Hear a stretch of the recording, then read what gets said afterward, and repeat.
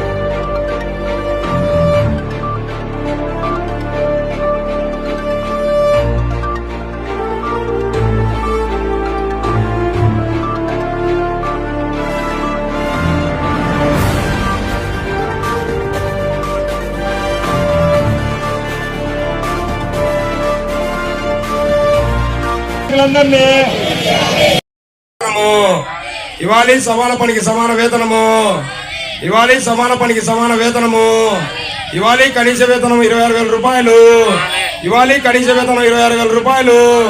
పరిష్కరించాలి మున్సిపల్ కార్మికుల సమస్యలు. పరిష్కరించాలి మున్సిపల్ కార్మికుల సమస్యలు. జయప్రదం చేయాలి రాష్ట్ర వ్యాప్త సమ్మెను. జయప్రదం చేయాలి రాష్ట్ర వ్యాప్త సమ్మెను. జయప్రదం చేయాలి రాష్ట్ర వ్యాప్త సమ్మెను. పరిష్కరించాలి మున్సిపల్ కార్మికుల సమస్యలు. పరిష్కరించాలి మున్సిపల్ కార్మికుల సమస్యలు.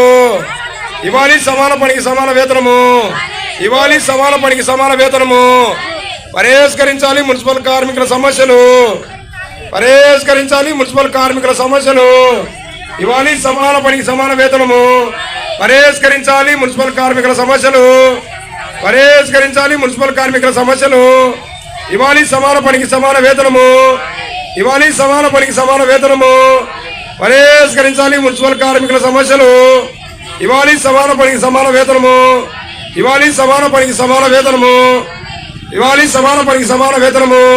పర్మనెంట్ చేయాలి మున్సిపల్ అవుట్సోర్సింగ్ కార్మికులందరినీ. పర్మనెంట్ చేయాలి మున్సిపల్ అవుట్సోర్సింగ్ కార్మికులందరినీ.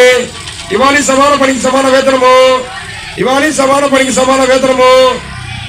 ఈరోజు రాష్ట్ర వ్యాప్తంగా మున్సిపల్ కార్మికులందరూ కూడా సమ్మె చేయడం జరుగుతుంది. ఈ రోజుతో సమ్మె 11వ రోజు కొనసాగుతుంది. రాష్ట్ర వ్యాప్తంగా మాకు జగనన్న ఇచ్చిన హామీలను నిలబెట్టుకోవాలని మేము అడగడం జరుగుతుంది.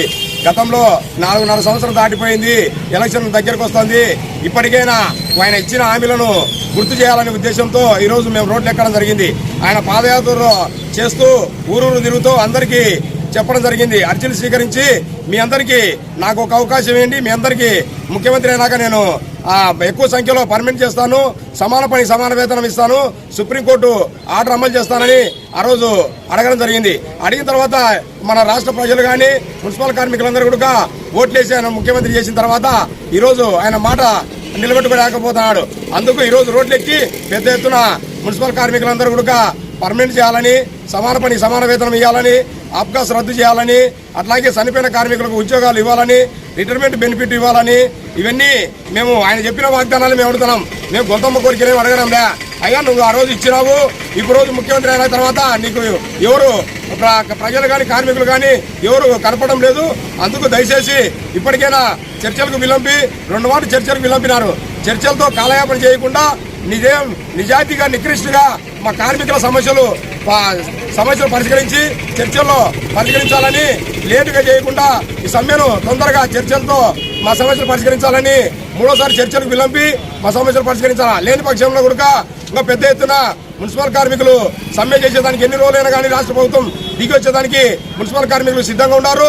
రాష్ట్ర వ్యాప్తంగా మున్సిపల్ కార్మికులను పోలీసులతో అణచివేయాలని, అట్లాగే ప్రైవేటు కార్మికులు తోలుకొచ్చి చేయించాలని, ధర్నాలు ఇచ్చిన చేసి అణచివేయాలని చూస్తున్నారు. ఇది సరైన పద్ధతి కాదు. మున్సిపల్ కార్మికుల విధంగా కాదు మీ పతనము, పోలీసుల పెత్తనము.